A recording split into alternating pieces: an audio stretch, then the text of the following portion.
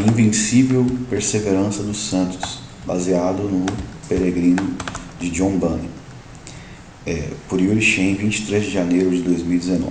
Esse artigo foi publicado por mim em 2019, mas hoje, dia 25 de setembro de 2020, eu decidi expandir ele e acrescentei algo sobre Charles Spurgeon e Vicente Young. Para aqueles que querem vencer os pensamentos de blasfêmia e também qualquer depressão, toque ou crise de ansiedade.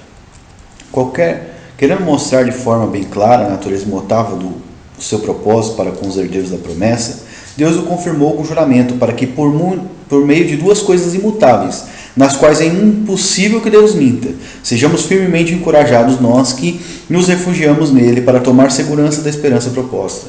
Temos essa esperança como âncora da alma, segura e firme, a qual adentra o santuário interior, por trás do véu, onde Jesus, que nos padeceu, entrou em nosso lugar, tornando-se sumo sacerdote para sempre, segundo a ordem de Melquisedeque. Hebreus 6, 17 e 20. A maioria das pessoas sabe o quanto John Bunyan lutou contra a depressão e também contra os pensamentos blasfemos.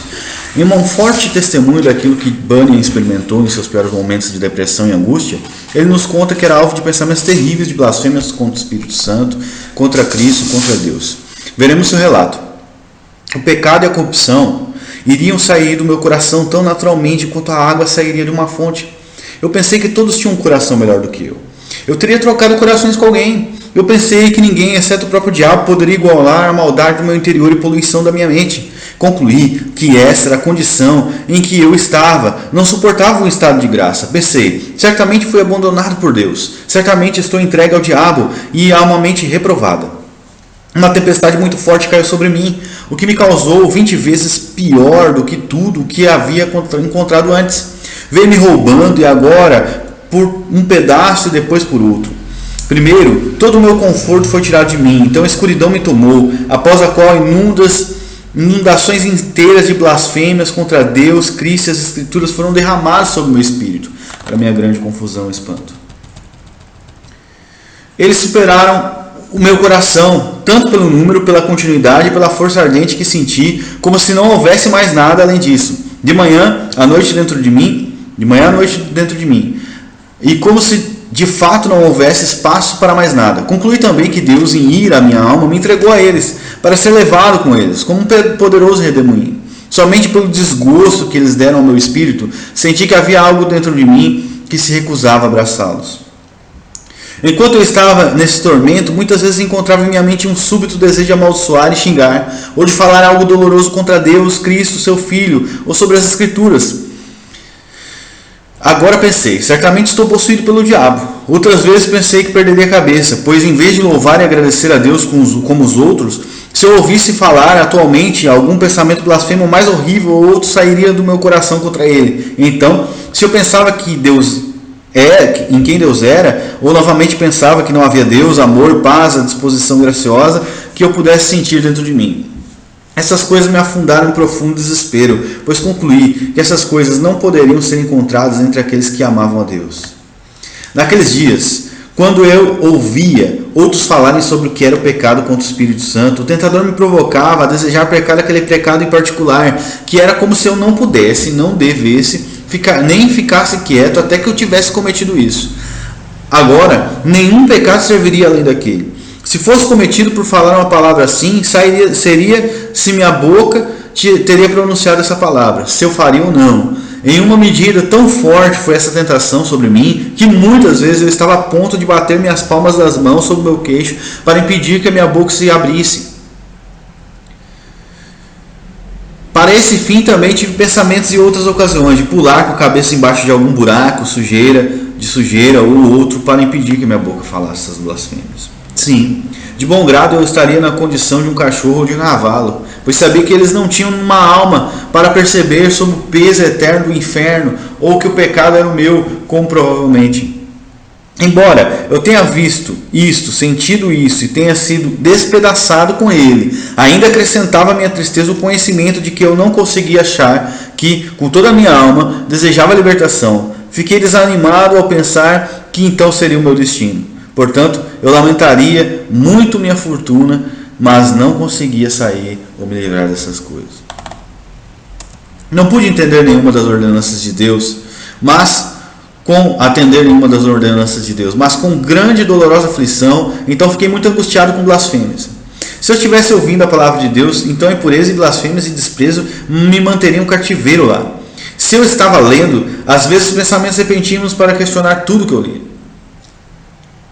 Eu ficaria assustado com tais ideias. Como pensar que Deus zombou de minhas orações, dizendo à plateia de anjos: esse pobre coitado simples me deseja, como se eu não tivesse nada a ver com a minha misericórdia, mas conceder a ele a um ser como ele. Ai, pobre alma, como você está enganado. Não é para você ter o favor do Altíssimo. Nem minha apatia pelos pensamentos, nem qualquer desejo e esforço para resistir a eles, nem sequer abalariam ou diminuiriam a continuação, a força deles. Sempre, em quase tudo que eu pensava, se misturava de tal maneira que eu não conseguia comer minha comida, inclinar-me, cortar a lenha, nem olhar em volta, mas ainda assim a tentação de vender Cristo viria. Venda Cristo por isso, ou venda Cristo por isso, venda. Às vezes, isso passava por meus pensamentos, talvez 100 vezes. Contra isso, durante horas inteiras, fui forçado a permanecer continuamente inclinando-me e forçando meu espírito a isso, a menos que, infelizmente, antes que eu percebesse, algum pensamento perverso pudesse surgir no meu coração, que pudesse consentir. Às vezes um tentador me fazia acreditar que eu havia consentido.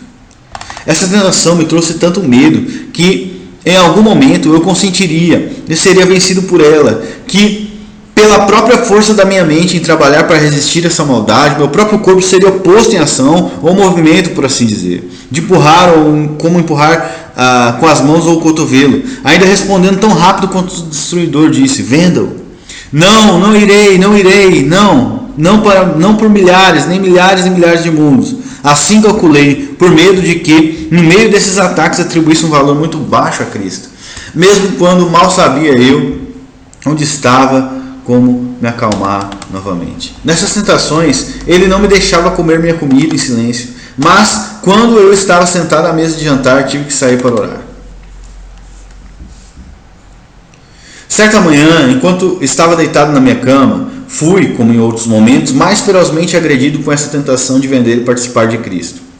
A sugestão perversa ainda em minha mente: venda ele, o mais rápido que um homem podia falar. Contra isso, eu também estava em minha mente, como em outras ocasiões respondi: não, por milhares e milhares, pelo que menos de 20 vezes juntos. Por fim, depois de muito esforço, mesmo até ficar quase sem fôlego, senti esse pensamento passar pelo meu coração: deixe se ele quiser. Também pensei que senti que meu coração consentia livremente com isso.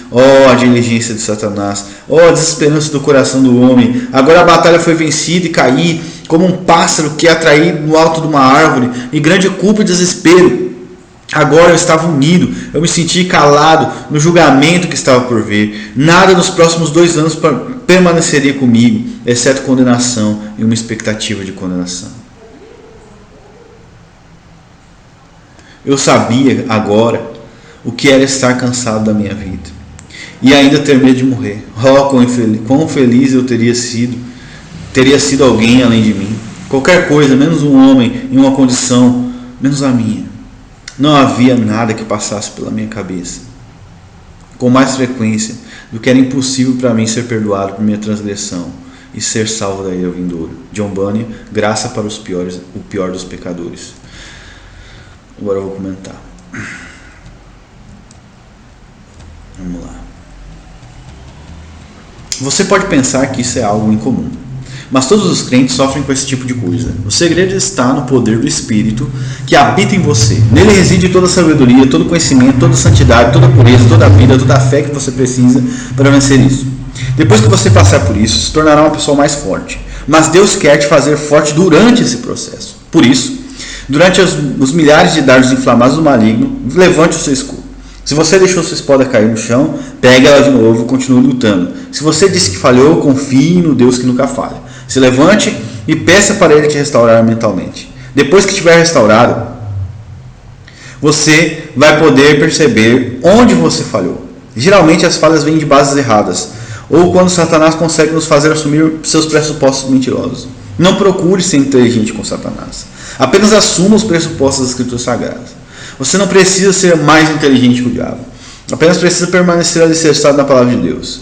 Quando saímos dessa base, nos tornamos algo fáceis para o diabo.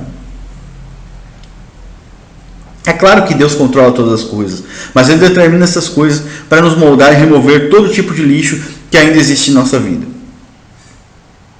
Precisamos ser constantes e clamar constantemente diante de Deus e a sua assistência. E mais do que isso, se houver energia em nossa mente e coração, devemos expelir esses demônios para longe de nós e não perder tempo com eles. Na sua obra mais conhecida, O Peregrino, John Bunyan nos ensina algo precioso no início e no final do livro. As implicações dela ensinam como vencer a depressão. John Bunyan era um calvinista puritano e seu livro descreve a vida de um eleito do início ao final. Desde que cristão foge da cidade da destruição, a libertação de seu fardo, suas lutas contínuas e até chegar à cidade celestial. Nas primeiras partes do livro, o cristão começa a afundar em um pântano chamado desânimo. E quando não tinha mais forças, Auxílio apareceu para ajudá-lo. Quando o cristão tinha saído do lamaçal onde caiu Auxílio lhe diz, onde ele caiu, Auxílio lhe diz: mas por que você não procurou as pegadas? As pegadas de Auxílio são as promessas, como Bunyan bem nota. Auxílio continua: o pântano lamacento é um lugar que não pode ser aterrado, ou seja, todo homem passa por essa situação. É a depressão para a qual correm continuamente a escória e imundície que acompanham a condenação do pecado. Bunyan nota que o desânimo e a depressão são efeitos ocasionados pela depravação total. Auxílio continua: o rei mandou seus operários, sob ordens dos seus inspetores dele, trabalharem ao longo de 1600 anos, na época de Bunyan, para aplainá-lo. Aqui está o ministério da palavra, que nos leva a reconhecer mais ainda as promessas de Deus. É verdade que há certas pegadas boas e essenciais espalhadas mesmo aí no meio desse pântano. John Bunyan vê que a maneira pela qual Deus preserva os seus eleitos é pelas promessas, para que ele não sucumba ao desânimo. O eleito deve pisar nas promessas de perdão e aceitação da Escritura, que são as pegadas largadas no pântano. Na parte mais final do livro, o cristão é aprisionado com seu amigo Esperança no castelo do gigante Desespero. Cristão aconselhado pelo gigante, que lhe diz para que tire a sua vida de uma vez, fala a Esperança que deseja a morte. Irmão, o que faremos? A vida agora que vivemos é miserável. Confesso que nem sei se é melhor viver ou morrer imediatamente. Minha alma prefere o estrangulamento à vida. Jó 7,15. E a sepultura está diante de mim, mais fácil de suportar do que esse calabouço. Aceitaremos o conselho do gigante? Mas a Esperança diz a ele: de fato, nossa situação é terrível, e a morte me seria muito mais bem-vinda do que viver assim para sempre. No entanto, devemos pensar que o Senhor do país para o qual nós vamos disse: não tirará jamais a vida de outra pessoa. Imagine então aceitar o conselho e tirar nossa própria vida. Também, aquele que mata outro homem pode, no máximo, assassinar o corpo de outro, mas matar a si mesmo é matar o corpo e a alma de uma vez. Você mencionou o alívio da sepultura, mas por acaso esqueceu do inferno, para onde com certeza vão os assassinos? Assassino nenhum terá a vida eterna. Temos paciência e suportamos por enquanto. O tempo pode nos presentear com uma feliz libertação. Portanto, não sejamos nunca nossos próprios assassinos. Esperança dissuadiu o cristão a entrar na linha do raciocínio de desespero. Afinal, a esperança aponta para a esperança de todo cristão, de que seu sofrimento acabará em algum momento, mesmo que ele sofra um pouco. Ele sabe o que lhe espera com fé. Depois de um tempo, no castelo do desespero, o cristão ora e lembra de algo. Como sou idiota, ficar aqui nesse calabouço mal cheiroso, podendo muito bem andar com liberdade. Trago no meu peito uma chave chamada promessa. Estou convencido que ela abrirá qualquer fechadura do castelo da dúvida. Novamente, a promessa foi a base de cristão para se livrar de qualquer dúvida e desespero. Bunyan via a perseverança dos santos como algo operado por Deus na prática. Os cristãos perseveram. Ninguém pode dizer que Bunyan escreveu esses trechos de maneira pueril. Ele mesmo teve depressão e profundo desespero. Por um certo momento de sua vida, chegou a tal ponto de desespero que provinha de uma dúvida se ele tinha cometido pecado imperdoável. Mas as promessas e a graça de Deus os confortavam.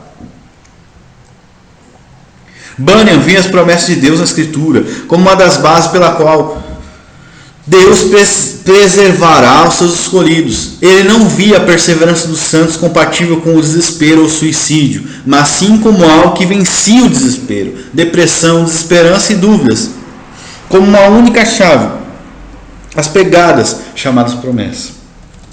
Bunyan não estava falando de um esforço de cumprir a lei, mas em crer nas promessas de Deus na Escritura e renovar sua mente através delas.